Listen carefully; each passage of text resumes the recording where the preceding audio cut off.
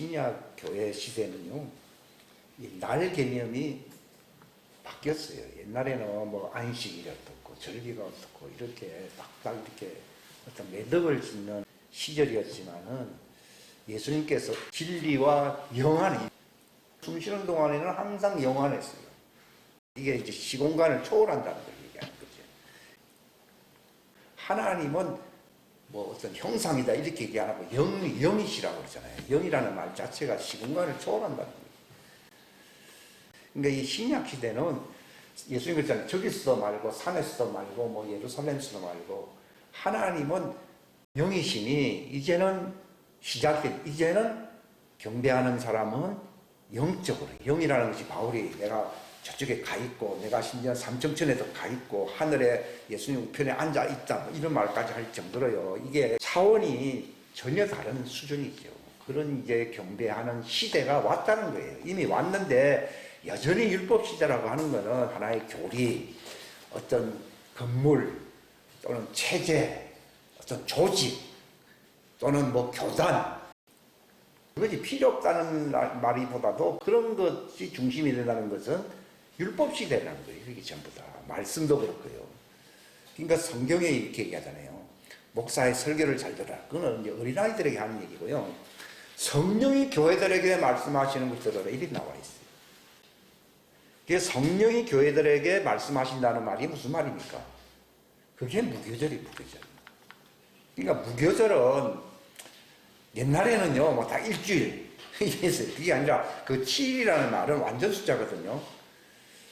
예수님이 성찬식을 행하시는 그날부터, 그게 무슨 말입니까? 정혼식이거든요. 정혼식 한 그날부터 예수님이 공중에서 우리를 맞이하셔서 결혼할 때까지를 일주일, 7일이에요. 이 무교절 기간이에요, 무교절. 그렇게 안 하면은 나는 뭐 말만 뭐 설교하고 뭐 여러분들은 뭐 여기 일주일에 한 번씩 온다고 수고하겠지만은 율법시대. 그건 종절의 수준을 얘기하는 거예요. 뭐 거기에 뭐 구원이 없다, 뭐 은혜가 전혀 없다. 그런 말은 아니지만은 옛날 시대를 재현하면서 또 계속 그렇게 살고 있는 거예요. 지금은 벌써 2000년이 지난 신약 시대라고 아무리 뭐 어떤 교회 이름 보니까 신약교회, 뭐 새언약교회 뭐 이런 말을 막 붙이는데요. 그 예배하는 걸 들어보면은 이게 새언약이 아니에요. 새언약이라고 하는 것은요, 굉장히 차원이 높은 거예요. 그래서 모임 자체를 폐하지 말고 주님이 오시는 그날까지 그렇게 자주 교제를 한다. 이게 빛 가운데 빛이거든요. 빛이라는 것 자체가 진리와 은혜 속에서 교제한다 이런 말입니다. 그래서 교회 가보면은 뭐 사람들 만나고 뭐 이쪽 하고 뭐 이렇게 하고 몇 번 만나다가 뭐 좀 마음에 안 들면 떠나버리고 그런 거는 전부 율법 시대의 구시대적인 체제를 그대로 유지하고 있는 거예요. 이게. 그러니까 요한에서 요한이 창살 없는 감옥 섬에 있었잖아요. 밤모섬이라고 하는. 근데 어느 날 주님이 이리로 올라오너라 하니까 그가 영안에서, 요한계시록 4장에 나오잖아요. 영안에서 삼청천으로 올라갔다 이렇게 나오잖아요. 이제 그런 이제 시대가 진짜 신약 시대입니다. 그러한 주님이 원하시는 수준을 우리가 이룰 수 있다. 이게 이제 우리 속사람이 강건해지고요. 우리의 속사람이 주님의 형상으로 완전한 영광으로 변화될 때, 이게 믿음에서 믿음으로, 영광에서 영광으로 이렇게 변화될 때에 일어나는 역사인 것이지, 이게 뭐 그냥 뭐 시절만 바뀌고 성경만 뭐 좀 읽는다고 해서 이루어지는 게 결코 아니에요. 그러니까 지금 제가 생각해 보면 옛날에 뭐 아무리 뭐 대단한 수준이라 했던 것도 다 율법 시대예요, 율법 시대. 그게 의문이야, 의문. 성경을 아무리 많이 읽어도 의문인 거예요. 의문은 진리가 아니에요. 의문은 율법적인 것이기 때문에 사람을 심판하고 정죄한다고 되어 있어요. 그래서 의문은 죽이는 것이요 이렇게 나옵니다. 그러나 영은 이렇게 한 말이 영 안에서, 진리 안에서, 시공간을 초월해서 삼청천으로 올라가고, 바울은 감옥에 있지만도 내가 영으로는 너희들과 함께 있다 그러잖아요. 그런 수준이 영 안에서, 그것은 진리 안에서라는 거예요. 진리가 뭡니까? 무교절이 무교병. 이 무교병은 언제까지 먹는 거예요? 예수님이 십자가에 달리는 그때 그게 성찬식이거든요.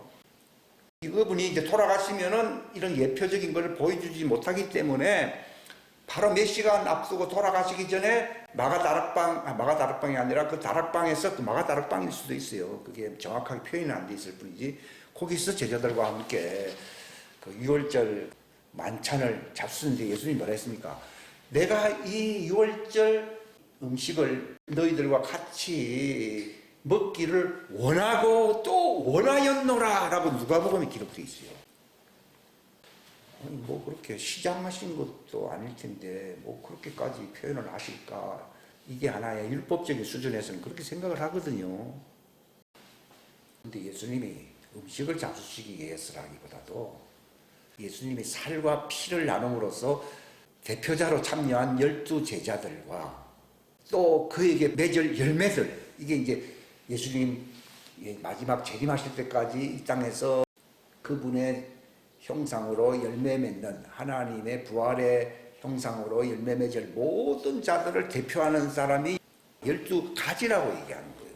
그리고 나머지는 다 그 가지의 열매를 맺는 자들이라 이렇게 나오거든요. 그래서 이제 7천입니다. 이런 말을 쓰고 있어요. 바알에게 무릎 꿇지 아니하는 7,000명이라는 말이 그 엘리야 시대 때에 딱 7,000명이 있었으면 그런 일이 일어났겠어요. 7,000명이 아니라 7명도 없었고 엘리야가 뭐랬어요? 나만 남았나이다. 나까지 죽이려고 합니다. 그랬어요. 거기서 예수님이 남겨놓았다고 하는 그 7,000명이라고 하는 것을 사람들은 역사적으로 어떤 뭐 감옥에 있는 뭐 어떤 뭐 숨겨져 있는 사람이 7,000명이 아니에요. 그것은 하나님의 자녀를 하나님이 남겨놓았다고 하는 것을 이게 이제 오늘 읽었던 시편 22편 마지막 30절에 보면 한씨입니다. 이게 한씨를 얘기하는 거예요. 이것을 한 세대로 얘기거든요. 그게 한 세대의 숫자가 7,000명이에요. 이거는 족보라고 얘기하는 족보가 아니고 한 세대라고 하면 그분의 살과 피를 먹는 그분의 몸된 그 가지들과 그 열매들 창세 이전에 그리스도 안에 있었던 자들이에요. 이게 신비예요, 신비. 한 세대라는 말은 족보가 아니고 율법 시대는 족보예요. 그건 민족 개념이고 족보 개념이에요.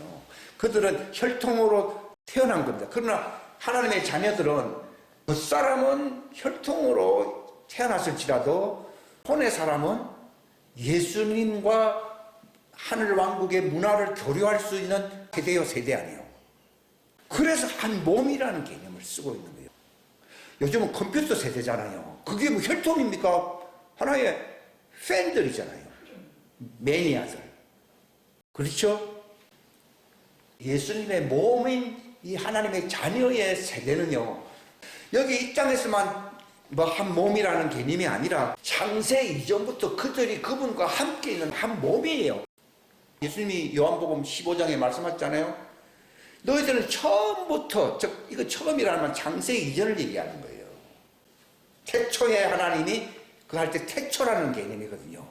그러나 아담의 후예들은 태초 개념이 아니에요. 그들은 천지를 다 창조하고 난 뒤에 나타난 존재들이고, 여기 한 세대 한 씨라, 여기 보면 뭐 후손들이라 자손들이라는 말을 안 쓰고 왜 한 씨라고 얘기하느냐?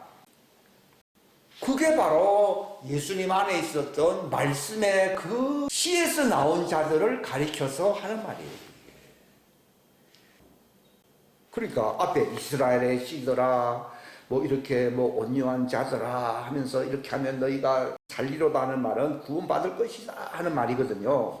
그래서 모든 족속들이 이제 주님 앞에 경배할 날이 올 것이고 하나님의 왕국이 완성될 날이 올 것이다 라고 28절에 이제 기록이 되어 있는데, 흙으로 내려가는 모든 자들, 이건 아담의 후예들이 흙으로, 너는 흙이니 어떻게 해요?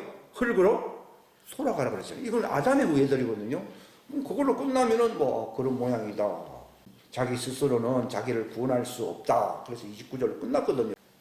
여기까지는 아담의 후예들에 대한 얘기예요. 그런데 30절 말씀을 딱 끼워 넣는 거예요. 마지막인데 한 씨라고 있는 거예요. 그러니까 여러분 마태복음에서 가장 중요한 것을 망각해버리고 이것을 지워버릴 수가 있는데요. 마태복음 1장이 굉장히 중요해요. 예수 그리스도의 족보라 되어 있습니까? 세대라고 되어 있습니까? 그게 열왕기 역대상이나 이런 데 보면요, 족보라는 얘기가 나오거든요. 근데 요셉은 그 족보에 들어간다고 해서 안 들어간다고 돼 있어요. 역대상 5장에 보게 되면은 요셉은 그 이스라엘의 족보에 들어가지 않는다고 되어 있어요. 요셉은 하나님의 아들, 그는 창세전에 그리스도와 함께 있었던 그리스도의 세대요, 세대 아니에요. 세대라는 말 혈통이 아니다 이 말이에요. 실제로 요셉이 야곱의 아버지와 더불어 그 형제들 살려서 안 살렸어요? 살린 사람이 왜 이스라엘 족보에 왜 들지 않느냐?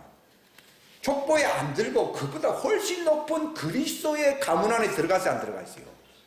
그분은 혈육이 아니잖아요, 하나님은. 그 가문에 속한 자이기 때문에 그 족보들의 그 가족, 혈육의 가족을 살릴 수 있는 능력이 있어야 안 있어요.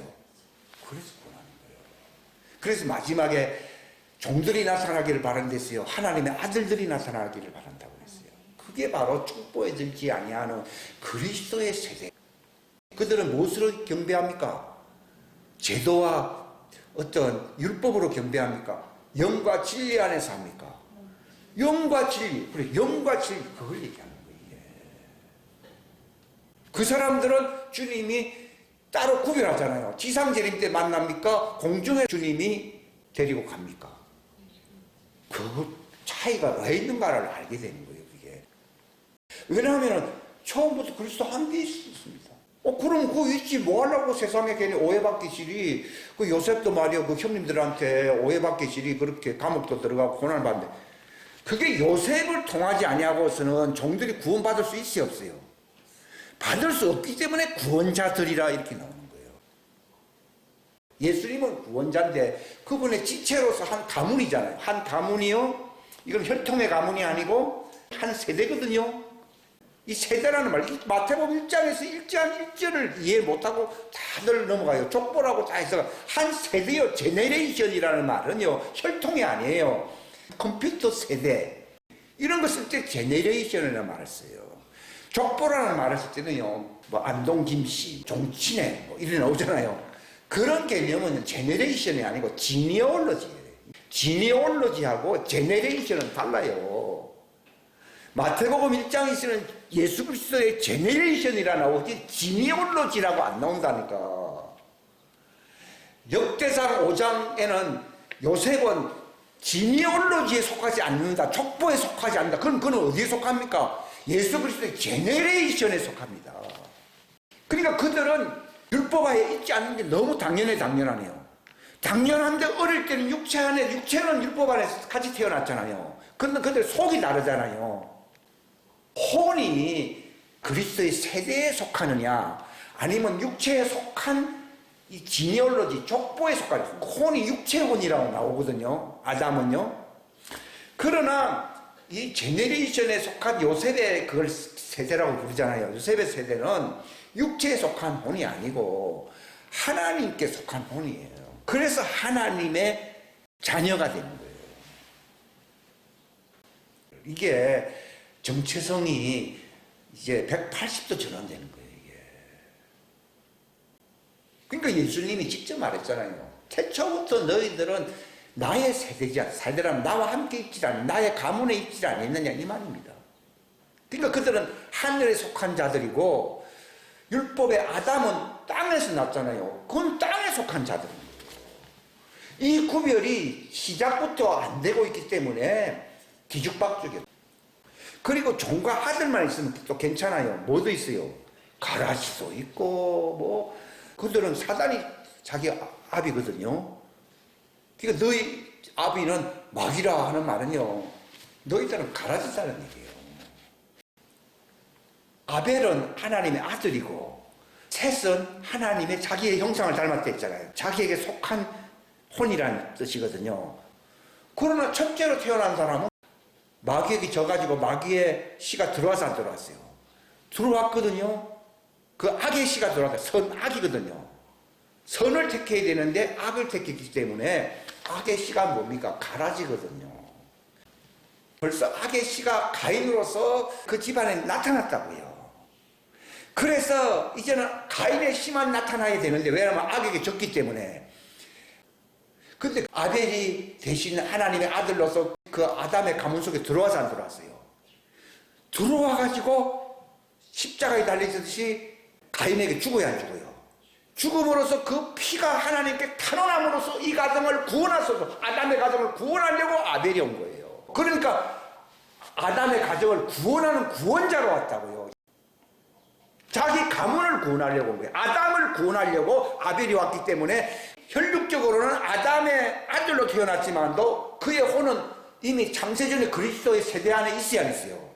있다고요. 그러니까 보낸 거예요. 예수님 그랬잖아요. 아버지가 나를 보낸 것은, 이미 그분은 그 이전에 하나님이셨잖아요. 그러나 그분이 이제 왕국을 세우시려고 보냄받았잖아요. 그런 것처럼 나도 너희를 나와 같은 동물, 내 뜻을 아는 이 자녀들은 내 친구의 친구 아니에요. 제네레이션은 친구 개념이지 혈육의 아들, 딸, 손자 개념이 아니라고. 그래서 친구라고 하는 것이지, 헌금도 많이 하고 뭐 이렇게 옆에 쏘아주니까 뭐 친구, 그런 개념이 아니에요. 너희는 처음부터 나와 함께 있었고, 아벨도 그리스도와 함께 있었던 자였는데 아담이 이제 그 갈무리 악의 씨에게 넘어가야 안 넘어가요? 넘어간다는 증거로서 가인이 태어났잖아요. 그런데 하나님이 아벨을 보낸 거예요. 아벨을 보낸 거예요. 이런 개념을 모른다고요. 벌써 혼이 다르고, 이건 빛의 혼이거든요. 여기는 흑암이요, 흑암 아니요. 흑암. 그래, 아담은 옛날에 제가 흑암에서 나온 자들이라는 말을 썼잖아요. 그죠? 흙에서 나온 데다가 이제 빛을 만나야 되는데 악의 씨에게 이제 점령당해 버렸잖아요. 그래서 왜 가인이 태어났는지를 알아야 된다고. 그가 장자잖아요. 근데 하나님이 그 가문을 구원해 주려고 아벨을 보낸 거예요. 그래서 아벨의 피가 탄원한다는 말을 한 것처럼 아담을 부활에 이르게 하기 위해서는 예수님이 아벨과 같은 그런 역할을 담당하려고, 아벨은 자기 한 가정을 구원하려고 하고, 예수님은 율법하에 있는 모든 자들을 구원하러 왔어야 했어요. 예수님이 직접 말했잖아요. 그분이 피를 흘릴 때에 아벨의 피가 호소하듯이 예수님의 피가 하나님께 호소를 해야 하네요. 하지요. 올라옵니다. 아벨의 피도 그랬는데 예수님의 피와 아벨의 피와 비교가 되겠느냐, 이런 말을 쓰고 있는 거예요. 그래서 이 봄절기를 논하는데 핵심 주제는 종들, 민족과 어떤 의식과 제도를 중심으로 하는 그런 아담의 후예들을 어떻게 구원시키기 위한 그런 하나의 예법으로서의, 육체에 속한 하나의 예법으로서의 절기나 제도가 아니고, 제가 말씀드리려고 하는 것은요, 이 6월절 예수님이 물과 피를 흘렸잖아요. 이것의 효력은 아담의 어떤 한 가정을 구원하는 게 아니고 전 세대에 걸쳐 율법하에 있는 모든 자들에게 효력을 미치 안 미쳐요? 미치고 있는 거예요. 그런 효력이 나타나서 14만 4천 새 예루살렘 성에 12만열에 들어가지 않습니까? 24장로 가운데서요. 그래서 그들이 어린 양의 피에 자기 옷을 씻어서 흰옷을 입고서 이제 새 예루살렘 성에 들어가도록 하는 그 효력을, 14만 4천들에게 그 구원받을 수 있는 효력을 나타내는 그리스도의 피라고 요한계시록에도 나오지 않습니까? 이게 예수님의 어린 양의 피라서 언제 씻어줍니까? 하나님의 자녀들도 구약시대 때 있었거든요. 아벨로부터 시작해가지고 노아도 있고 에녹도 있고 많이 있잖아요. 그들이 예수님이 십자가의 6월절에 돌아가실 때에 무덤이 깨지면서 나올 준비했어야 했어요. 했잖아요. 그게 바로 그들의 6월절이에요. 6월절. 그러니까 이게 굉장한 거예요. 이 시스템. 하나님의 아들들이 무덤에서, 여기서 무덤이 중요하거든요. 무덤에 있는 자들이 내 소리를 듣는다고 얘기해요. 예수님 십자가상에서 다 이뤘다면서 어찌할 나를 버리시나, 6월절 날 예수님 버림당했잖아요. 이 소리를 요셉의 무덤들 속에 있는 하나님 자녀들이 들어서 안 들었어요. 들으니까 무덤이 깨져버린 거예요. 무덤만 깨졌지 그들이 나오지는 않았거든요. 이게 굉장한 신비예요. 이게 마태복음 어디에 있어요? 27장 50절부터 나오죠. 예? 이게 6월절이라고요. 무덤 깨진 시절이 6월절이고 예수님이 이제 무덤에서 부활하시고 난 뒤에 지상으로 나와가지고 예루살렘 성으로 들어가면서 자기들 보이도록 나타났어요. 에녹이요. 난 노아요 하는 사람들이 2000년 전에 초실절 때 지상에 나와서 안 나왔어요. 그래서 초실절이 그랬어요.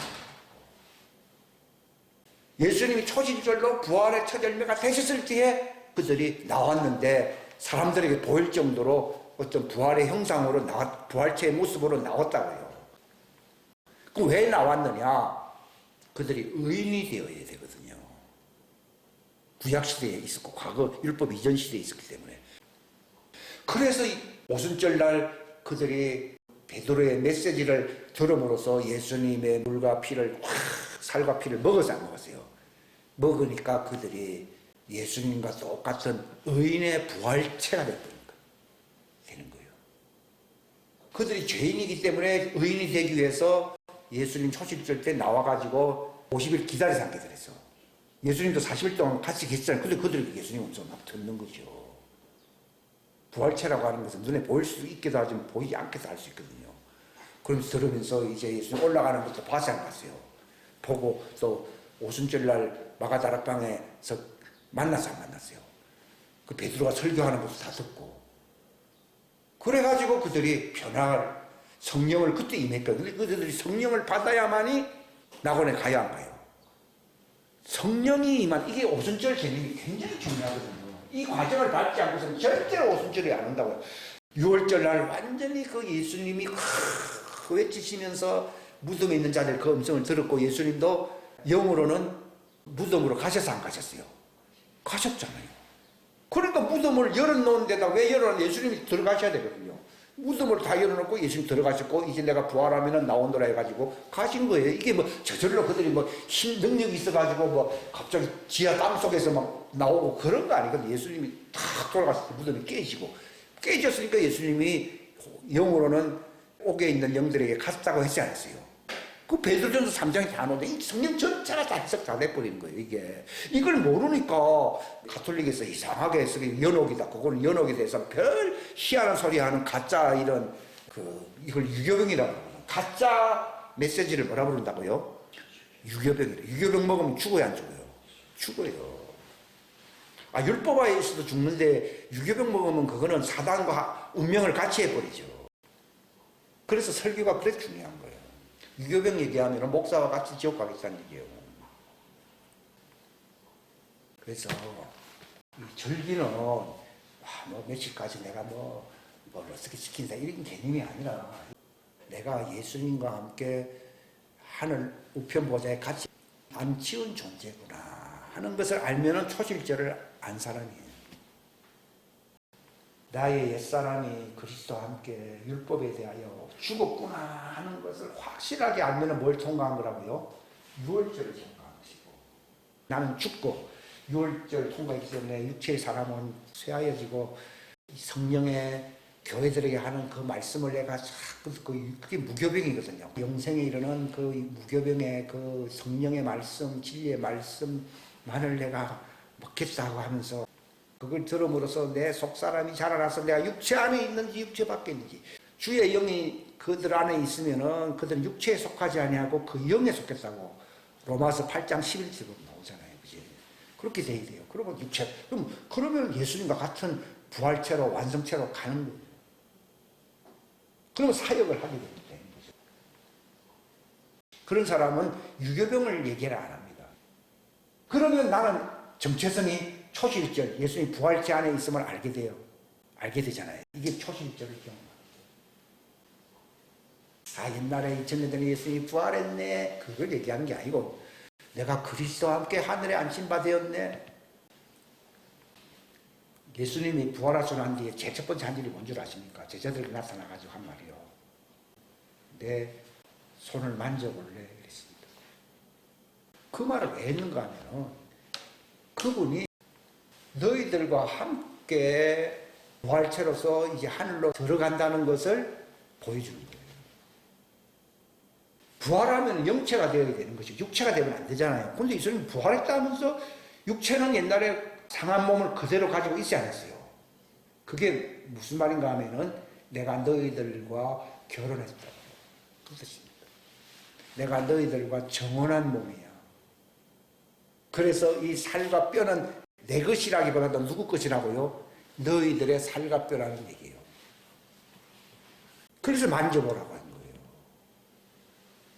그러니까 예수님이 휴거당하기 전에 그분이 부활하시고 난 뒤에 얼마 안 돼가지고 바로 아버지께로 내 몸을 보이려고 올라간다고 되어 있잖아요. 막달라 마리아가 만지려고 하니까 만지지 말아라. 내가 아버지께 내 몸을 보이지 않았느니라 그랬거든. 내가 이제 곧 올라가서 다시 온다는 거죠. 그 뭘 보이느냐? 내가 홀몸이 아니고 내 신부들 이 7,000명이라고 한 것은 천이라는 숫자는 많다는 얘기거든요. 많은 하나님의 자녀들과 한 몸으로 결혼하고 올라온 몸이 뭘 자기의 살과 뼈로서 보인 거예요. 그래서 에베소서 5장에 보게 되면은 우리는 그분의 살과 뼈의 지체다. 그 말이 개혁성경에는 또 없어요. 뼈라는 말도 없고 지체라는 거. 이게 무슨 말인가 하면 예수님이 결혼 안 했다 그러면 영체로서 아버지께로 가면 끝이었거든요. 끝이에요. 아버지께만 보이면 끝인데 왜 내려왔느냐? 제자들도 알려줘야 되거든요. 첫 번째는 아버지께 보이고 제자들 보이고. 이게 바로 이 굉장히 깊은 부분을 얘기하는 거예요. 제가 지금. 보이는 거예요. 내 보라. 그러면서 뭐라 했습니까? 영원 하는 말은 본래 내가 영체로 부활했다 그러면 너와 상관없다는 거예요. 그분은 장가 안 가면 혼자잖아요. 그걸 내가 너희들에게 장가 들었다 이 말입니다. 이 살과 뼈를 만져보라. 영은 살과 뼈가 없어되 나는 있느니라. 이 말은 무슨 말인가 하면은 이 살과 뼈는 너거다 이 말이에요. 옛날에 그 에덴 동산에서 하와를 만들 때에 그 갈비 뼈를 빼내고 거기에 살을 채우면서 하와가 나왔잖아요. 왜 그런 얘기를 하는가 하면 아담이 잠자렸다는 말은 예수님이 십자가에서 잠들었잖아요. 돌아가셨으니까. 잠잘 때에 그분의 물과 피를 흘림으로써 정언했다는 증거가 그분이 물과 피를 땅에다가 쏟았다는 말이에요. 성찬식 때 그들이 이 유월절 양식을 먹기를 바란다 그랬잖아요. 이 말은 내가 너희와 정언하겠다는 거예요. 살과 뼈라고 하는 육체에서 나온 거잖아요. 흙에서 나온 거잖아요. 눈에 보이는 거. 이것과 결합을 했기 때문에 예수님 영체로서 부활한 게 아니라 살과 뼈가 있는 몸으로서 부활한 것은 내가 너와 정언했노라. 그러니까 예수님이 그 몸으로 우편보좌로 갔기 때문에 나도 거기 가 있어 안 가 있어요? 가 있는 거예요. 그거 믿으십니까? 내가 너를 버리지 않는다는 말은 이게 바로 너희들과 이미 한 몸이 되었다는 것을 내 새 언약이란 말, 결혼이란 뜻이에요. 언약이란 말은 바로 그분이 물과 피를 땅에다가 육체가 쏟아부음으로써 그 쏟아부은 그 육체가 바로 자기의 몸의 살과 뼈로서 나타난 거예요. 이게. 그러니까 왜 휴거될 날을 예수님이 왜 기다린 줄 아십니까? 지금 왜 심판하러 오시지 않고요? 심판할 수 있는 능이 아직 안 생긴 거예요. 언제 심판하십니까? 예수님의 육체로 있었던 살과 뼈가 우리잖아요.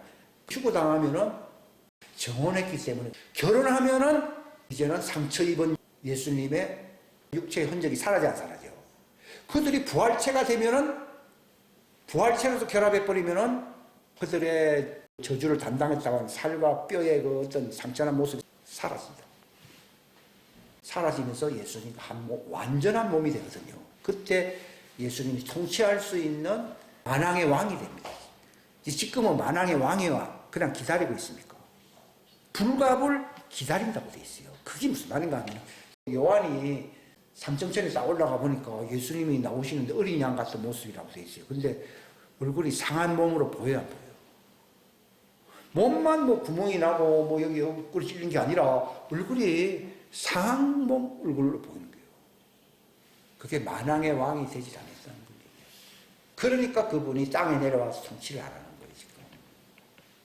그분이 자기의 신부들이 싹 돌아오게 되면은 본래 하나님의 왕국은 그분의 홀로 체제입니까? 신부들과 한 몸 체제입니까? 신부들과 한 몸 체제가 되려고 그분이 육체로 왔고 그런 복잡한 과정이 필요했던 것이지. 그분이 뭐 전부 다 한다 그러면 뭐 누구 마음에 안 든다 그러면 싹 없애버리고 뭐 이러면 되는 것이지. 뭐 복잡하게 뭐 기다리고 초리미니 재리미니 공중 재리미니 뭐 지상 재리미니 할 그런 과정이 필요가 없잖아요. 근데 이런 과정이 왜 필요한가 하면 다 신부들 때문인 거예요. 요한계시록 10장에 그 보게 되면 휴거당하잖아요. 11장에 보면 휴거되고 나니까 어떤 일이 하늘에서 일어난다 했습니까? 그분의 통치권이 완성되었다는 말이 나오잖아요. 그분의 왕국이 이제 완성되었다는 천사들의 막 선포들이 막 울려 퍼지잖아요. 그래서 통치하신다는 개념이 그때 나오거든요. 요한계시록 11장 15절에 나와요.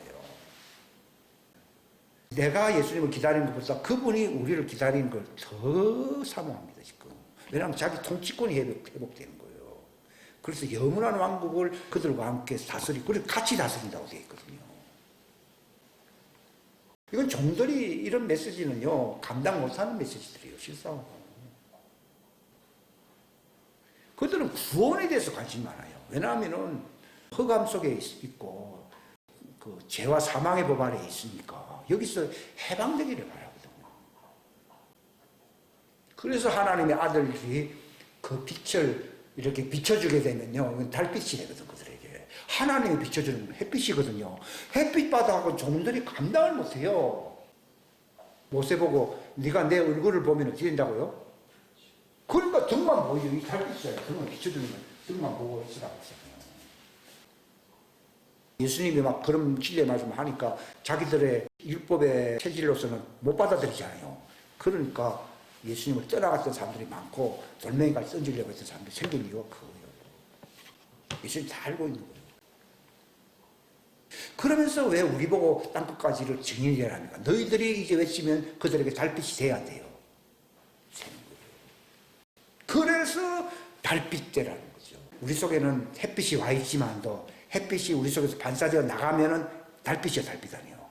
그 달빛으로 그들이 구원을 받는 거예요. 그래서 하나님의 영광이 임하였으니 빛을 발하라 하는 말이 그 뜻입니다. 그러니까 제가 오늘 말씀드리는 이 초실제를 경험하면요, 예수님이 내 살과 피를 땅에다가 쏟아부었고 성찬식 때에 내 살이다, 이 자는 내 피다 하면서 정언식을 한 거예요. 그분은 홀로의 살과 피가 아니라 우리와 연합된 몸을 갖기를 원했거든요. 그러니까 그분이 부활했을 때에 우리의 그 어떤 약점을 갖고 있는 구멍난 살과 뼈와 얼굴이 상한 모습을 가지고 부활했잖아요. 이걸 아버지께 먼저 보였고 제자들에게 보일 때는 만져보라 그랬잖아요. 내가 영으로 부활했으면 너희들 만날 필요도 없고 정언하지도 않았기 때문에 내 손에 구멍날 일도 없다 이 말이에요. 근데 너희들 때문에 이렇게 보였고 내가 아버지께 보인 내 몸이 된다. 이건 세상이 감당할 수 없는 지식이에요. 이게 초실제를 경험하는 거예요. 세상 절기도 중요한 거예요. 안 지키는 것보다는 지키는 게 낫습니다. 근데 지키는 게 날만 지킨다는 개념이 아니라 완전히 어떤 깊은 부분이 들어요. 무교절이라는 것은 완전 체질이 바뀐다는 거예요. 이제 세상하고 이제 틀어지는 거죠. 틀어지고 되고 완전히 바울과 같이 영과 진리 안에서 사는 체질로 바뀌어 안 바뀌어요. 바뀌는 거예요. 그런 과정 속에서는 죄 있다고 자백하는 것이 필수 과정이에요. 이게 씻어진다 그 말이거든요. 씻겨진다. 씻겨지게 되면요, 놀라운 새로운 세상이 이제 펼쳐지는 거예요. 예수님 올 때까지 바뀌어야 휴거되거든요. 낙원에 간 사람들도요, 완전하게 된 사람이 조금 아닐 수가 있어요. 그 속사람은 그렇지만 그들이 낙원에서 변화가 돼야 안 돼요. 변화가 되는 거죠. 그러니까 언제까지 무교병을 먹어야 된다고요? 공중 재림할 때까지 무교병 7일간 먹는 거잖아요. 이것은 정혼식 때부터 결혼식 때까지 먹는 양식이 7일 동안 먹는 무교절이에요. 그래서 지금 이 절기를 제가 설교를 하고 있는 거예요. 이거. 그러면은 부활됩니다. 부활. 그렇게 되면요, 예수님 나는 부활이요 생명이라는 것은요, 우리가 완전히 부활체로 이게 되면요, 나도 부활이요, 이렇게 고백이 나옵니다. 나는 부활이요라는 말이 나옵니다. 그게 뭘 통과한 사람이냐? 초실절을 경험하죠. 이게 부활이잖아요. 왜 초실절이 중간에 들어가 있느냐? 자기가 부활체로서 완성되어야 된다는 개념이에요. 이제 거기에 맞는 지식이 들어와 있어야 돼요, 이게. 정은, 빛의 지식이 들어와 있어야 돼요. 지식이 들어와 있다는 것을 어떻게 알 수 있느냐? 바로 내가 바로 오순절을 통과한 사람이라는 것을 알게 됩니다. 이 오순절 없이 진정한 유월절과 무교절과 초실절을 경험할 수가 없어요. 그래서 이 봄절기를 논하는데 주제는 종들, 민족과 어떤 의식과 제도를 중심으로 하는 아담의 후예들을 구원시키기 위한 그런 하나의 예법으로서의, 육체에 속한 하나의 예법으로서의 절기나 제도가 아니고, 우리가 이런 절기를 강조하는 것은 1년에 뭐 명절이 왔다 그런 얘기를 하려고 하는 게 아니라, 내가 부활체로서 주님 앞에 갈 준비가 되어 있는 하나님의 자녀들에게 위안을 주려고 하는 말입니다. 지금 추수가 가까이 왔잖아요. 천년왕국에 가까이 오고 있고, 그 소망이 이루어지시기를 주님의 이름으로 축원합니다. 우리 시간 다 같이 기도하겠습니다. 하나님 아버지 감사합니다. 긴 말을 하였을지라도 진리의 핵심은 너무나도 간단한 내용이오니, 부르심의 소망과 그 목적이 이루어질 수 있는 이 과정을 하나님이 절기를 통하여 우리에게 보여주셨습니다. 우리로 하여금 이 봄절기를 맞이하고 통과하는 이 과정 속에서 하나의 육체의 예법이 아니고 정말 진리와 영 안에서 이 놀라운 영광을 경험할 수 있는 절기가 될 수 있도록 축복하시옵소서. 과연 나는 유월절을 통과한 사람인가? 나는 과연 무교병을 먹고 내 속사람의 놀라운 변화를 일으키고 있는가? 예수님의 부활과 내가 같은 모습이 된 초실절을 경험하고 있는 사람인가? 이 모든 것을 배에서, 내 생수가 배에서 흐르는 오순절날을 우리가 맞이하기 위함인데, 정말 나는 내 배에서 생수의 강이 흐르는 오순절을 이제 맞이할 준비를 하고 있는가? 열방이 회복되고 이제 추수의 완성이 다가오는 이 시점에 이제 또한 50일이 지난 뒤에 오순절을 맞이할 것입니다. 이 날은 정말 그 예수님께서 배에서 생수의 강이 흘러야 하는 것처럼 우리가 그때 봉사해야 할 그 마지막 사역이 남아있음을 우리로 하여금 알게 하사, 추수의 완성 가을절기를 위하여 하나님께서 이 모든 일들을 진행하고 계신다는 사실을 우리로 하여금 믿고 깨닫고 알 수 있도록 도와주시옵소서. 함께하여 주시기를 바라옵고 주 예수님의 이름 받들어 간절히 기도하옵나이다. 아멘.